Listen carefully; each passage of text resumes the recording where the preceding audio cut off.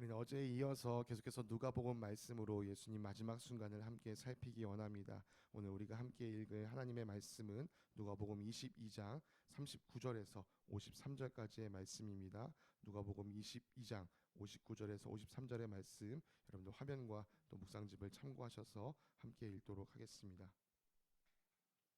예수께서 나가시어 늘 하시던 대로 올리브산으로 가시니 제자들도 그를 따라갔다. 그것에서 일어서서 예수께서 제자들에게 말씀하시기를 시험에 빠지지 않도록 기도하여라 하신 뒤에 그들과 헤어져서 돌을 던져서 닿을 만한 거리에 가서 무릎을 꿇고 이렇게 기도하셨다. 아버지, 만일 아버지의 뜻이면 내게서 이 잔을 거두어 주십시오. 그러나 내 뜻대로 되게 하지 마시고 아버지의 뜻대로 되게 하여 주십시오. 그때 천사가 하늘로부터 그에게 나타나서 힘을 북돋워 드렸다.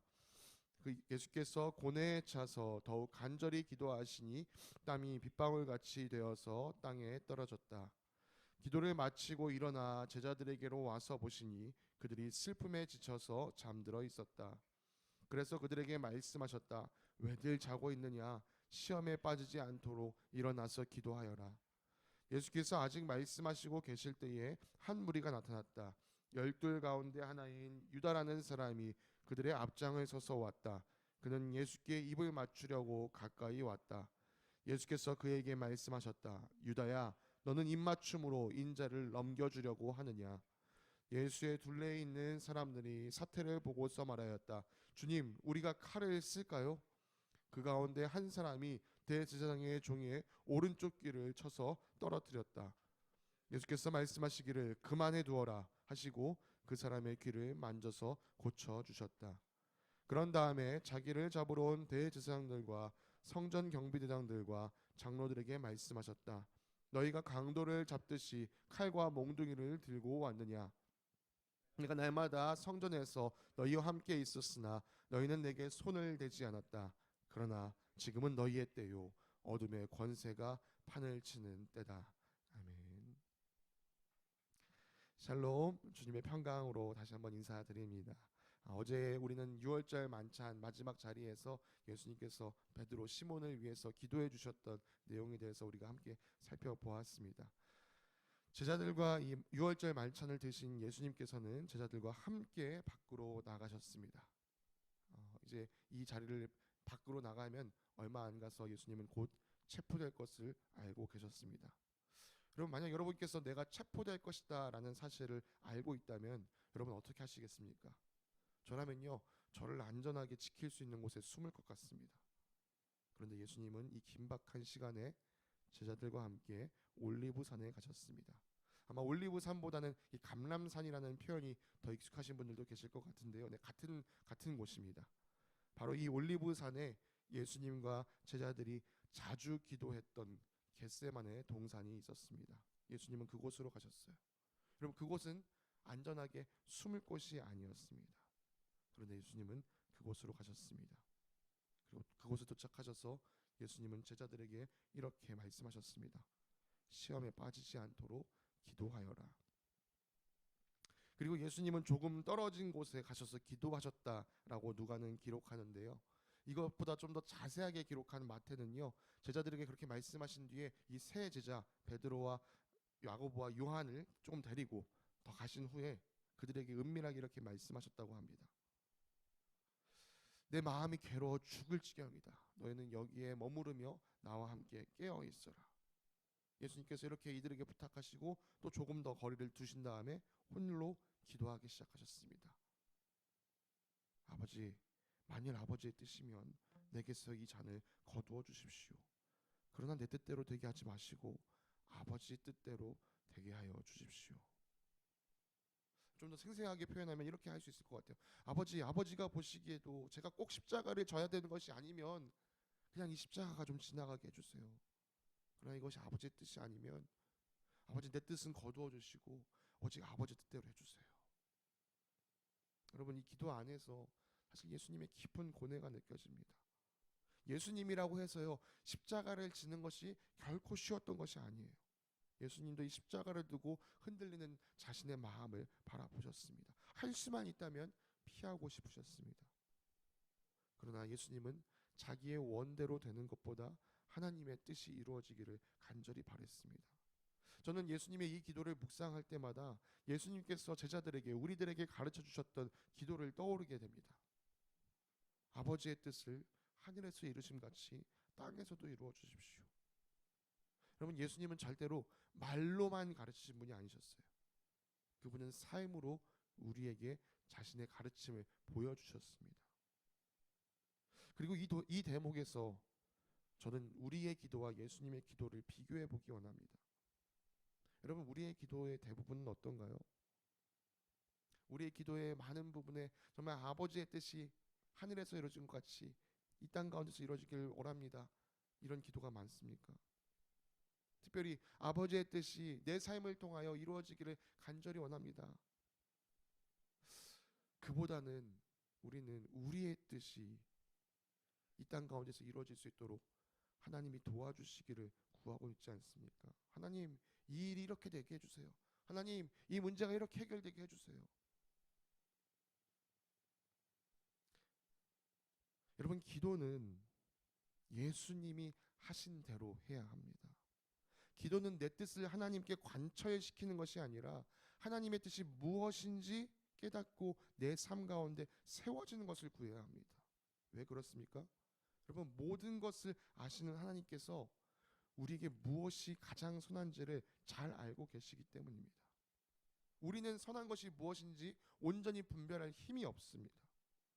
우리 입장에서야 당장의 눈앞에 있는 어떤 일들이 잘 되고 또 문제가 잘 해결되는 것이 선한 것이라고 생각하겠지만, 여러분, 그것이 다 선한 것이 아닙니다.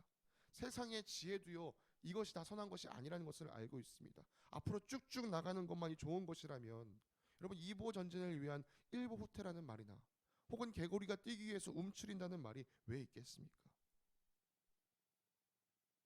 뒤로 물러서야 할 때, 움츠려야 할 때, 그렇게 하는 것이 우리가 생각하기 일반적인 생각에는 좋지 않아 보이지만 그것이 좋을 때가 있습니다.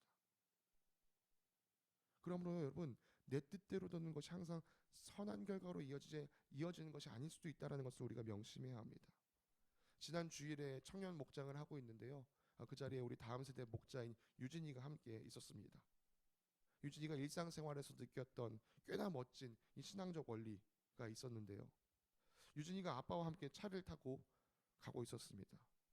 내비게이션이 어디로 가라고 길을 안내해 줬대요. 근데 이제 우리 강 목자님이 보시기에는 이 길 말고 저 길로 가는 게 더 빠를 것 같은데 왜 내비가 이쪽으로 길을 안내하지? 그래도 내비가 이쪽으로 안내하니까 우리 이쪽으로 가보자, 이렇게 말씀하셨다고 해요. 근데 유진이가 그걸 보고 생각했답니다. 아, 내 생각에는 저쪽으로 가는 게 더 빨라 보여도 사실 나는 앞에 교통 상황이 어떻게 되는지 다 모르지만 내비는 그것을 알고 우리에게 길을 안내해 주니까 그래, 내비를 따라가는 게 더 낫겠구나. 우리 삶에서 하나님의 인도하심도 이렇게 나타나는 것은 아닐까?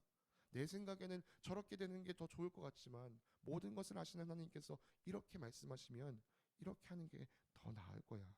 저는 그 깨달음이 아주 귀한 깨달음이라고 생각합니다. 또 이와 같은 믿음이 저와 여러분 모두에게 있기를 원합니다. 여러분, 내 뜻대로 되는 것보다 아버지의 뜻대로 되는 것이 중요합니다. 여러분, 이렇게 기도를 올려드리고 계셨을 때, 예수님께서 이런 기도를 올려드리고 계셨을 때 천사가 하늘로부터 예수님에게 나타났다고 합니다. 그리고 그 천사는 예수님께서 더욱 기도하실 수 있도록 힘을 복돋아 드렸다. 제가 보기에는 이 장면은 참 신기한 장면입니다. 천사가 성도를 돕는다는 것은 성경 전반에서 나타나는 이야기 때문에 그다지 신기하지 않습니다. 제가 신기하게 여겼던 것은요, 예수님께서 천사의 도움을 받으셨다는 거예요. 사실 예수님은 그 누구의 도움도 필요하지 않은 분이십니다. 그럼에도 불구하고 천사의 도움을 받으셨습니다. 저는 이러한 모습이요, 우리를 위해서 예수님께서 그렇게 해주셨다라고 생각합니다. 예수님은 필요 없지만 우리는 필요하기 때문이죠. 여러분, 우리가 기도하면 하나님께서 천사들을 보내셔서 우리를 도우실 것입니다. 우리는 이 장면을 통해서 그 확신을 얻을 수 있습니다. 새번역 성경은요, 예수님께서 고뇌에 찼다 라고 말씀하는데요, 여러분, 예수님도 만약 기도하지 않았다면 그 마음에 차오르는 고뇌가 계속해서 예수님의 마음을 짓눌렀을 것입니다.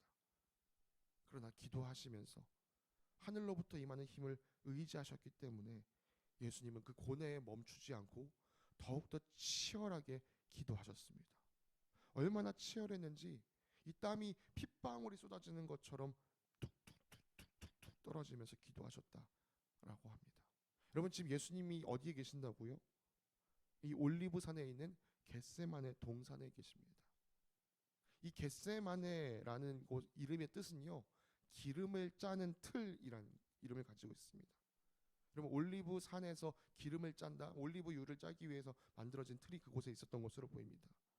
마치 올리브에서 기름을 짜기 위해서 그 올리브를 꽉 누르는 것처럼 예수님도 자기 자신을 꽉 쥐어짜면서 땀을 뻘뻘뻘 흘리면서 하나님 뜻에 온전히 순종하기 위해 기도하고 계셨습니다. 예수님께서 이렇게 치열하게 기도하시는 동안 제자들은 그렇지 못했습니다. 분명 예수님께서 시험에 빠지지 않게 기도하여라 라고 말씀하셨는데요, 그들은 잠들었습니다. 여기서 우리가 한 가지 살펴볼 것이 있는데 바로 이 제자들의 마음 상태입니다. 같은 사건을 기록한 마태와 마가는 제자들이 지쳐서 졸려서 눈을 뜰 수 없었다라고 하는데, 누가는 그들이 슬픔에 지쳤다라고 이야기합니다. 여러분, 앞서 살핀 것처럼 이 겟세마네는 제자들에게는 매우 익숙한 곳입니다. 아마 예수님과 함께 예루살렘에 올 때마다 이곳에서 기도했었을 것입니다. 장소는 익숙한데요, 한 가지가 익숙하지 않습니다. 바로 선생님의 분위기죠. 시험에 빠지지 않게 기도하라 라고 말씀하시고 저 멀찍이 떨어져서 기도하시는 선생님의 모습을 보는데요, 정말 몸을 덜덜덜 빼면서 간절히 기도하는 모습이 보였습니다. 도대체 무슨 일이 일어날 것만 같아 보이는 거예요. 아마 그때 제자들의 머릿속에는 선생님께서 여러 번 말씀하셨던 그 고난에 대해서 떠올렸을지도 모릅니다. 차마 두려워서 물어볼 수도 없었던 그 고난. 어떤 사람들은 아니 그게 그렇게 정말 두려웠으면 어떻게 잠들 수 있냐라고 말하는데요, 여러분, 우리도 그런 경험할 때가 있습니다. 내가 도무지 어떻게 할 수 없는 일을 만나면요, 우리가 무기력해지고요, 차라리 그냥 이 시간이 지나갔으면 좋겠다 하고 지쳐 잠들 때가 있습니다. 그러니 이 제자들의 모습이요, 이해가 되지 않는 것은 아니에요. 충분히 이해할 수 있습니다. 그러나 우리가 이들의 모습을 따라갈 수는 없습니다. 여러분, 제자들의 모습을 반면교사를 삼아야 됩니다. 기도조차 할 수 없다고 느껴질 그때가 오히려 젖먹던 힘까지 내어서 주님께 기도할 때입니다.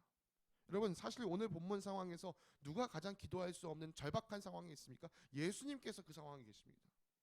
그러나 예수님은 그 누구보다 더 깊이 기도하셨습니다. 왜 그러셨을까요? 시험에 빠지지 않기 위해서입니다. 그래서 예수님은요, 자신이 기도하고 돌아와 있을 때 잠들어 있는 제자들을 향해서 다시 한번 요청하세요. 왜들 자고 있느냐? 시험에 빠지지 않도록 일어나서 기도하여라.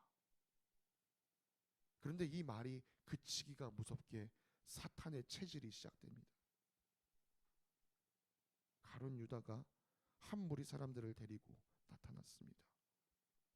유다는요, 이곳에 오기 전에 자신과 같이 오는 사람들에게 작전을 내렸어요. 내가 가서 난 예수가 누군지 구분할 수 있으니 내가 가서 입 맞추는 그 사람을 체포하시오. 그리고 예수님 곁에 다가왔을 때 가룟 유다는 예수님을 향해 다가가 입맞춤을 하려 했습니다. 예수님은 이미 모든 것을 다 알고 계셨어요. 그래서 아까 우리가 본문에서 읽은 것처럼 유다에게 한 말씀을 던지셨죠. 그러나 제자들은요, 이 상황에 어리둥절했습니다. 아니 뭐야, 제 유다잖아. 근데 왜 제 유다가 이 군인들을 끌고 왔지? 뭔가 심상치 않은 분위기를 제자들이 느꼈습니다. 그래서 예수님께 물었어요. 주님, 우리가 칼을 쓸까요? 그리고 그 말이 끝나기가 무섭게 이 불같은 성격을 지닌 베드로가 칼을 꺼내서 대제사장의 종의 귀를 잘랐습니다. 그 순간 악 하는 비명소리가 질러졌을 거예요. 이 비명과 함께 그 분위기는 더욱더 냉각되었을 것입니다. 긴장감이 맴돌았을 거예요. 여러분, 이것이요, 기도로 준비되지 않는 사람이 문제를 직면했을 때 취하는 모습입니다. 베드로는 지금 이 상황에서 어찌해야 할 줄을 몰랐어요. 그래서 일단 들이받고 본 거예요. 자기의 원래 본성의 방법대로. 여러분, 기도하지 않으면 우리는요, 모든 문제를 내 힘으로 해결하려고 합니다. 이 상황 가운데 담긴 하나님의 뜻을 분별하지 못하기 때문이죠. 그런데 그렇게 해서 문제가 해결됐습니까? 아닙니다. 오히려 더 혼란스러운 상황이 됐어요. 더 어려운 상황이 되었어요. 그에 비해 기도하신 예수님은 어떻게 하십니까? 베드로로 인해 혼란해진 상황을 다스리셨습니다. 아니, 나를 지금 잡으러 온 저 원수, 그 원수가 닫혀 있는데 그 원수의 닫힌 귀마저도 고쳐주셨습니다. 저는요, 이 모습을 보면서도 야, 원수를 사랑하라고 하신 이 말씀을 이렇게도 실천하시는구나 라는 것을 깨달았습니다. 여러분, 지금 예수님 자기 목숨이 오고 가는 긴급한 상황입니다. 그런데 그 상황에서도 하나님의 말씀을 따라 하나님의 사랑을 실천하셨습니다. 여러분, 그게 어떻게 가능하겠습니까? 기도하셨기 때문입니다.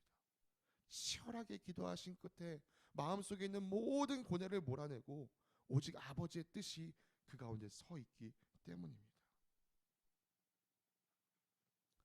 말씀을 마무리하겠습니다.